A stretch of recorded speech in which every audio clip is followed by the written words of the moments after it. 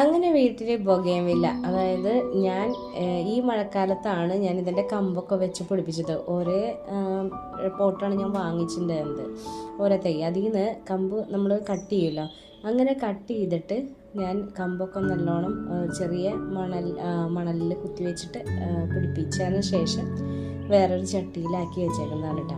ഇതൊക്കെ ചെറിയൊരു പ്ലാന്റാണ് കേട്ടോ, പക്ഷെ അത് ഈ സമയത്ത്, അതായത് ബൊഗേൻവില്ല സമയം നമുക്കറിയാലോ, നിറയെ തന്നെ ഫ്ലവർ ഉണ്ടായി എല്ലാത്തിമേയും. അതായത് ചെറിയൊരു കമ്പ് വെച്ചുമ്പോൾ തന്നെ ഫ്ലവർ ഉണ്ടായി. അപ്പോൾ നമ്മൾ മെയിനായിട്ട് ബൊഗേൻവില്ല വെക്കുന്നവരാണെങ്കിൽ നിങ്ങൾക്ക് നിങ്ങളുടെ വീടിൻ്റെ അടുത്ത് നല്ല വണ്ണം വെയിൽ കിട്ടാവുന്ന സ്ഥലത്താണെങ്കിൽ മാത്രം നിങ്ങൾ ബൊഗേൻവില്ല വാങ്ങിയാൽ മതി. കാരണം ബൊഗേൻവില്ല അല്ലെങ്കിൽ അധികം വലിയ ഫ്ലവറൊന്നും ഉണ്ടാവില്ല.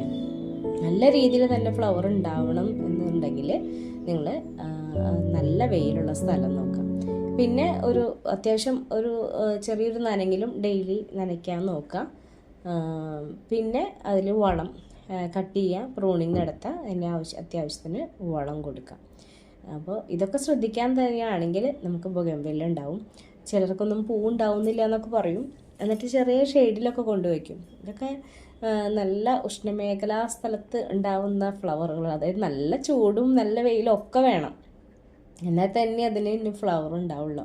പിന്നെ ഇതിൻ്റെ ഹൈബ്രിഡ് ഇനങ്ങളൊക്കെ ഒരുപാടുണ്ട്. ഇതൊക്കെ ഹൈബ്രിഡ് ഇനങ്ങളാണ് കേട്ടോ. അപ്പോൾ പിടിപ്പിക്കാൻ തന്നെ ഇത്തിരി പാടാണ്. എന്നാലും നമ്മുടെ ചില്ലി വെറൈറ്റീസ് ആണെങ്കിൽ നിങ്ങൾക്ക് ഉപയോഗിക്കാൻ പ്രത്യേകം വാങ്ങിക്കാൻ പറ്റുന്ന ചില്ലി വെറൈറ്റീസ് ഹൈബ്രിഡ് ഇനങ്ങളുണ്ട്.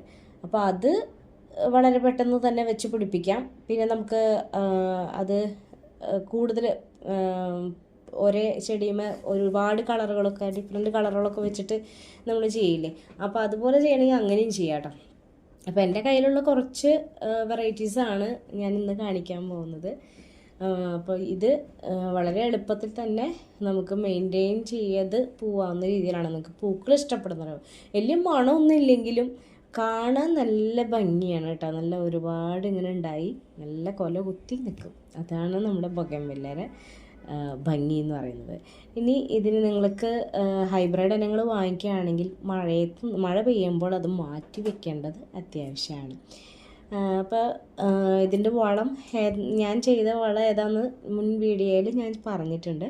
ഇപ്പോൾ കാണാത്തവരുണ്ടെങ്കിൽ ആ വീഡിയോ ഒന്ന് ചെക്ക് ചെയ്ത് നോക്കിയാൽ. ഇനി അത്യാവശ്യം നല്ല രീതിയിൽ തന്നെ ഫ്ലവർ ഉണ്ടാവുന്ന ഹൈബ്രിഡ് ഇനങ്ങൾ ഏതൊക്കെയാണെന്ന് ഞാൻ അടുത്ത വീഡിയോയിൽ സെപ്പറേറ്റ് ആയിട്ട് പറയാം കേട്ടോ.